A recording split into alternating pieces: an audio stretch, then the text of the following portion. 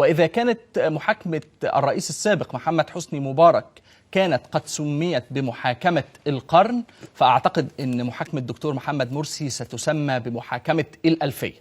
هذه المحاكمة تصدرت الصفحة الأولى في جريدة الوطن النهاردة، وقاضي المحاكمة بيصرح لجريدة الوطن وبيقول: لم يتم إخطاري حتى الآن بمكان المحاكمة.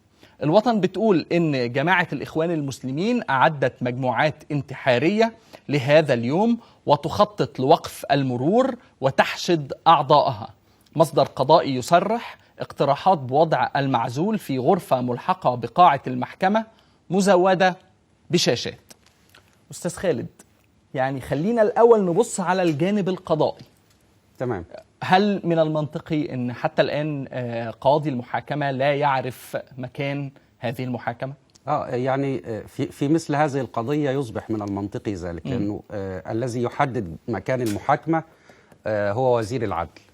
لأن عندما نتحدث أن المحكمة لها مكان انعقاد معروف في العباسية، الدائرة التي التابع لها المحكمة، محكمة جنايات شمال القاهرة، من المفترض أن تنعقد هناك، لكن بالقطع لا يمكن أن تنعقد مثل هذه الجلسة هناك، وبذلك سيتم نقلها إلى مكان آخر.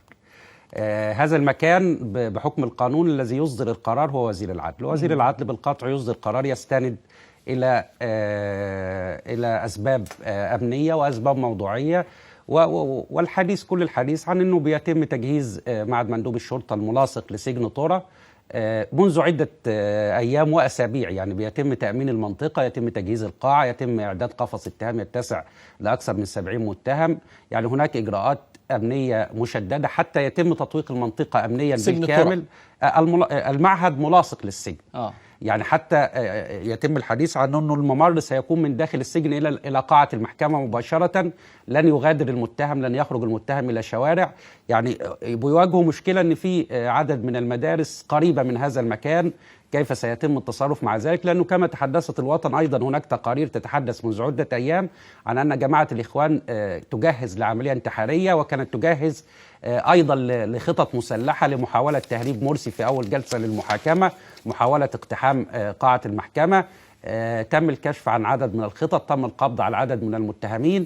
يعني بالفعل في يوم محاكمة مرسي أعتقد أنه يوم سيكون يوما صعبا ويوما طويلا على أجهزة الأمن وأجهزة القوات المسلحة في مصر.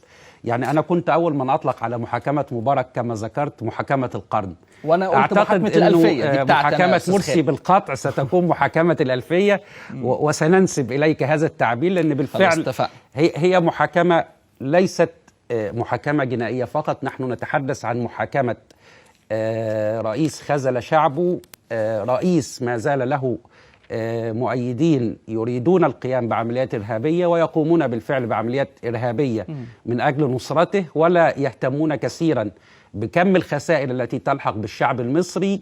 أعتقد أنه سيكون يوم ساخن، بدأت سخوناته منذ عدة أيام بالخطط التي يتم الكشف عنها تباعا لمحاولة تخريب هذا اليوم وتخريب حياة الشعب المصري في هذا اليوم. لكن أعتقد أني أنا شخصيا لدي ثقة في أن أجهزة الأمن والقوات المسلحة ستكون قادرة على أن تتحمل مسؤوليتها في هذا اليوم العصيب والطويل. ماذا